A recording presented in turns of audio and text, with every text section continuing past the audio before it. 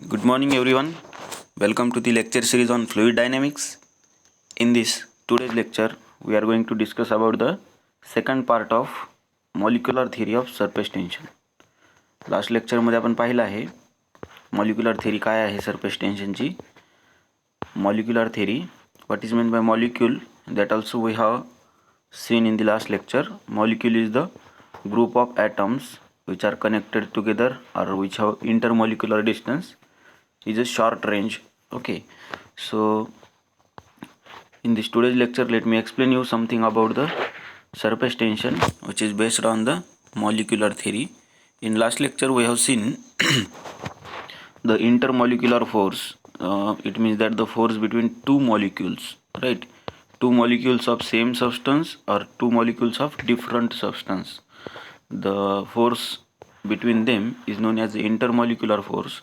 If we have two substances same or two same substances and force between them is known as the what we can say cohesive force.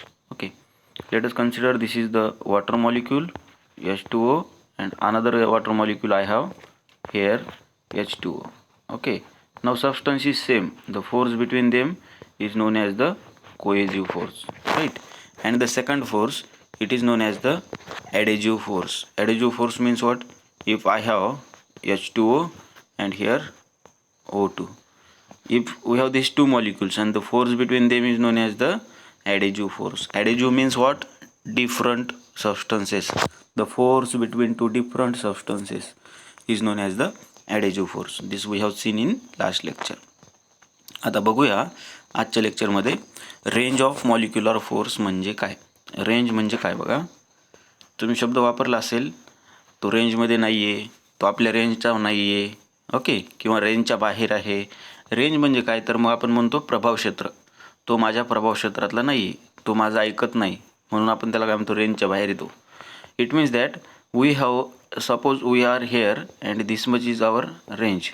Okay, this much is our range. It means that we have our surrounding, the field influenced by us is in our surrounding, so this is known as the range. ह्याला आपण म्हणतो range.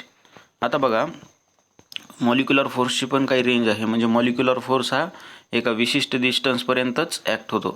Okay, so इथं जर centre असेल पार्टिकलचं तर इथपर्यंत काय होईल, मॉलिक्युलर फोर्स ॲक्ट होईल. परत दुसरीकडे मॉलिक्युलर फोर्स ॲक्ट होईल. त्याच पद्धतीनं असा, ओके, लक्षात घ्या. फॉर एक्झाम्पल, ओके, सो इथपर्यंत ॲक्ट होईल. ह्याच्या पुढं गेल्याच्या नंतर मॉलिक्युलर फोर्स ॲक्ट होणार नाही. त्याला आपण म्हणतो range of the molecular force. लिहून घ्या first point, the maximum distance up to which molecular force is effective is called as the range of the molecular force. The intermolecular forces are effective up to the distance of the order of few nanometre. खूप कमी distance, few nanometre म्हणजे खूप कमी distance झालं. हे दाखवतो मी तुम्हाला एवढं, 10⁻⁹ मीटर म्हणजे खूप कमी आहे. 1 nanometre which is equal to 10⁻⁹ metre. हे एवढ्या डिस्टन्सवरतीच ॲक्ट होतात इंटरमॉलिक्युलर फोर्सेस. तर त्यांची रेंज किती आहे मग, फ्यू नॅनोमीटर एवढी रेंज आहे. सॉलिड आणि लिक्विडमध्ये किती रेंज आहे त्यांची, खूप कमी रेंज आहे. म्हणजे खूप कमी डिस्टन्सवरती ते ॲक्ट होतात. गॅसेससाठी जास्त रेंज आहे, because gas particles are separated और intermolecular distance between them is large. They are short range forces. Okay, so the cohesive forces और adhesive forces between two substances of solids and liquids are the short range forces. कुठले forces असतील ते, short range forces. Short range कशामुळं, कारण त्या फोर्सेसचं range जे आहे ते फोर्सेस एकमेकावरती कुठपर्यंत ॲक्ट करतात, तर ते फक्त 10⁻⁹ मीटरपर्यंतच ॲक्ट करतात. समजा 10⁻⁹ मीटरवर एक पार्टिकल आहे, -9 मीटरवर एक मॉलिक्यूल आहे, आणि हा इथं एक मॉलिक्यूल आहे. दोन्हीमध्ये काय असेल, इंटरॅक्शन असेल. समजा 10⁻⁻10 मीटरवरती एक पार्टिकल आहे. ओके, तर याच्यावरती ह्या मॉलिक्यूलचा इन्फ्लुएन्स 0 असणार आहे. आता ह्याला जर असं ड्रॉ करून एक सर्कल ड्रॉ केलं तर ह्याला म्हणतात स्पेअर ऑफ इन्फ्लुएन्स. लक्षात घ्या, ते बघायचं आपल्याला. The second point, it is spare of influence. समजा हा सेंट्रल पार्टिकल आहे M, ह्याच्यावरती ह्याचं इन्फ्लुएन्स असणारे पार्टिकल इथं एक आहे, इथं एक आहे, इकडच्या डायरेक्शनला सुद्धा आहे आणि इकडच्या डायरेक्शनला. म्हणजे याचा इन्फ्लुएन्स कुठपर्यंत आहे 10⁻⁹ मीटर. इकडं सुद्धा 10⁻⁹ मीटर, 10⁻⁹ मीटर, 10⁻⁹ मीटर. ओके. 10⁻⁹ मीटरवरती ही झाली त्याची रेंज. आता ह्या रेंजला रेडियस कन्सिडर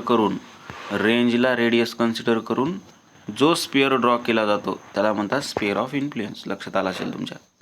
बघा, an imaginary sphere with a molecules at its center and a radius equal to the molecular range is called as the sphere of influence of the molecule.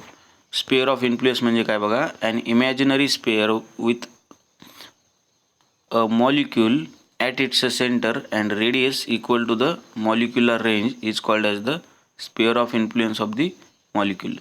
The sphere around molecules A, B or C are as shown in the figure.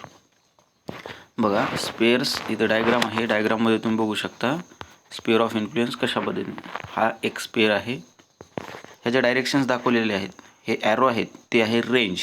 या रेंजला radius consider करून draw केलेल्या स्पेअरला काय म्हणतात, spare of influence. हा एक spare of influence आहे, हा एक स्पेअर ऑफ इन्फ्लुएन्स आहे, हा एक स्पेअर ऑफ इन्फ्लुएन्स.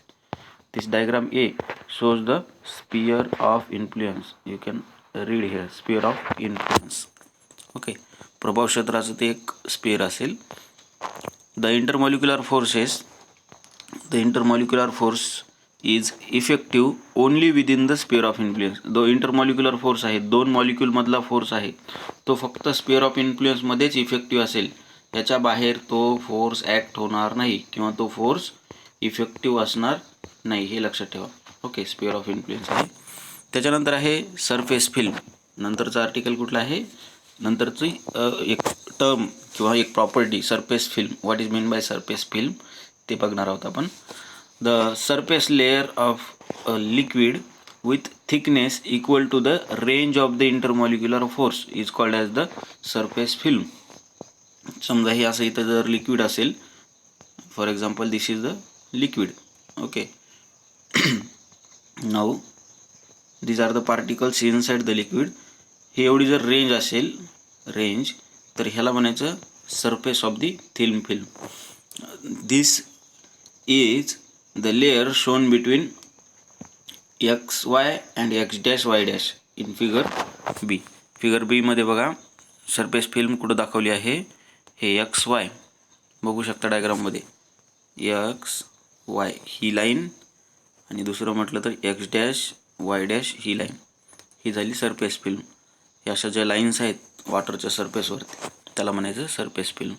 त्याच्यानंतर आहे free surface of a liquid. लिक्विडचा फ्री सरफेस म्हणजे काय बघा, free surface of a liquid, it is the surface of a fluid which does not experience any shear stress. Okay, म्हणजे फ्री सरफेस, त्याच्यावरती कुठलाही load नाही असा सरफेस.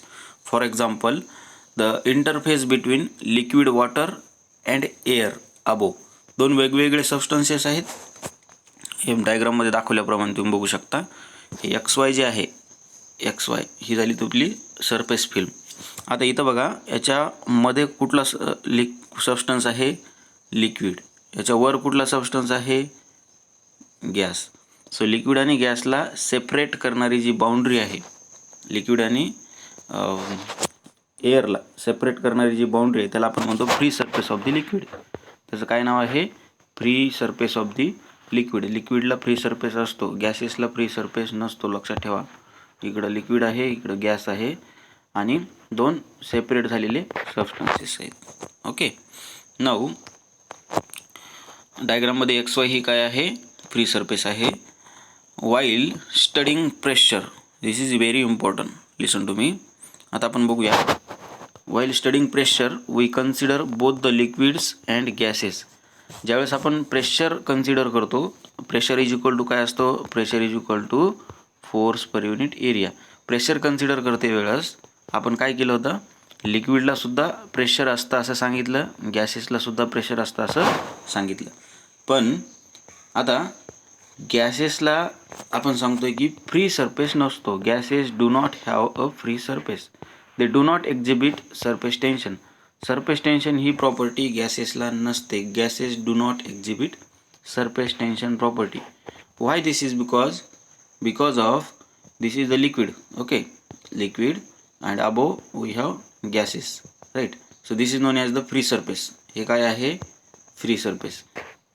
आता बघा, गॅसेसच्या वर तशा कुठल्याही प्रकारचा फ्री सरफेस नसतो, त्याच्यामुळे गॅसेसला सरफेस टेन्शन ही प्रॉपर्टी नसते. So this is all about the things which are required to have the study of surface tension on the basis of molecular theory. The last part of this theory we will discuss in one of the next lecture. With this we will stop here. Bye for now and have a nice day. Thank you everyone.